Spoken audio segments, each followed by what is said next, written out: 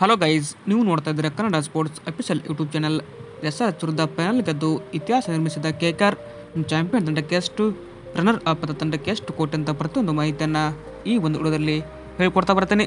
ಅದಕ್ಕಿಂತ ಮುಂಚೆ ನೀವೇನಾದರೂ ಇನ್ನೂ ನಮ್ಮ ಚಾನಲ್ಗೆ ಸಬ್ಸ್ಕ್ರೈಬ್ ಆಗಿಲ್ಲ ಅಂತಂದರೆ ಈ ಕೂಡ ಸಬ್ಸ್ಕ್ರೈಬ್ ಆಗಿ.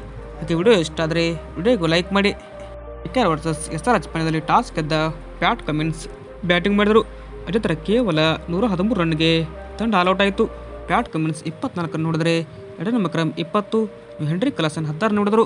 ಇನ್ನು KKR ತಂಡದ ಪರ ಡ್ರೇರಸ್ ಅವರು 3 ವಿಕೆಟ್ ಪಡೆದರೆ Richard Starc 2, Harshit Rana 2 wicket ಪಡೆದರು. ಈ ಗುರಿ ಬೆನ್ನತ್ತಿದಂಥ KKR ತಂಡ ಕೇವಲ 10.3 ಓವರ್ಗೆ 2 ವಿಕೆಟ್ ಕಳೆದುಕೊಂಡು 114 ರನ್ ಗಳಿಸಿ ಫೈನಲ್ನಲ್ಲಿ ವಿನ್ ಆಯಿತು.